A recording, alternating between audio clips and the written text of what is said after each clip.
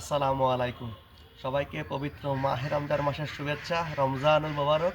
গতকালকে আমরা যে নতুন চুলাটা তৈরি করেছিলাম, আজকে এই চুলায় আমাদের নিজেদের লাগানো বেগুন গাছ থেকে বেগুন তুলে সেই বেগুন দিয়ে বেগুনি তৈরি করব আর বাঁধাকপির স্পেশাল একটা পাকোড়া, এই দুইটা ইফতার আইটেম আপনাকে দেখাবো ইনশাআল্লাহ। প্রথমেই আমরা বেগুনি তৈরি করব, সেজন্য আম্মু আমাদের নিজেদের গাছ থেকে দেখতে পাচ্ছেন একটি সুন্দর তরতাজা বেগুন ছিঁড়ে নিল।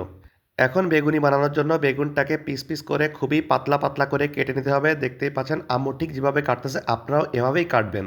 পবিত্র এই রমাদান মাসের বাঙালির ইফতারিতে পেঁয়াজু এবং বেগুনি ছাড়া তো চলেই না। এর জন্যই আলহামদুলিল্লাহ একদম প্রথম রমজানে আমরা বেগুনি তৈরি করতেছি। বেগুনি বানানোর জন্য যে বেটারটা তৈরি করতে হবে তার ভিতর আমরা দিয়ে দিচ্ছি বেসন। এই বেসনটা আমাদের নিজেদের ভাঙানো বেসন। এরপরে দিয়ে দিলাম চালের গুঁড়া। চালের গুঁড়াটা আমরা নিজেরাই ঢেকি থেকে কুটে নিয়ে আসছি, ইনশাআল্লাহ আপনাদের সেই ভিডিও দেখাবো।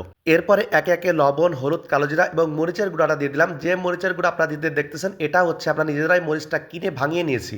এরপরে সবগুলো উপকরণ সুন্দর করে ফেটতে হবে। আমি স্থানীয় ভাষায় বলতেছি, এটা হচ্ছে বারবার হাতের সাহায্যে মাখিয়ে নিতে হবে। তেলটা গরম হয়ে গেলে স্লাইস করে কেটে রাখা পাতলা পাতলা বেগুনগুলোকে বেটারের সাহায্যে ডুবিয়ে গরম তেলের ভিতর দিয়ে দিতে হবে এবং খুবই হালকা আঁচে ভাজতে হবে।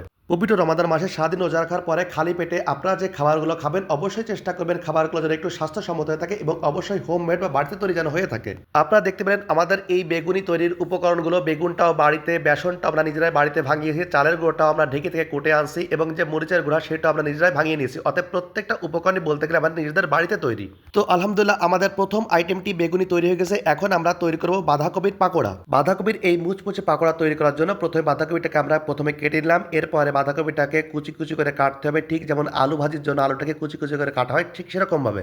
বাঁধাকপিটা কাটা হয়ে গেলে এখন এটাকে ভালো করে পানিতে কষলে কষলে ধুতে হবে, চটকে চটকে, যেন ভিতরে কোনো ময়লা বা কিছু না থাকে।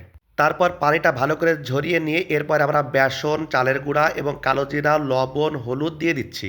সবশেষ আগে থেকে কেটে রাখা পেঁয়াজ, কাঁচামরিচ এবং আদাটাকে দিয়ে হাতের সাহায্যে ভালো করে মাখতে হবে। আপনি সবগুলো উপকরণ যত বেশি হাতের সাহায্যে মাখতে পারবেন তত বেশি পাকোড়াটা টেস্টি হয়ে থাকবে। আম্মু এমনভাবে সবগুলো মাখতেছিল মনে হচ্ছিল যে এখনই কাঁচা খেয়ে ফেলি, কিন্তু যেহেতু রোজা ছিলাম তাই কাঁচাই খাইতে পারলাম না। তো দেখতে পাচ্ছেন তেল গরম হয়ে গেছে, এখন এটাকে দিয়ে দিচ্ছে।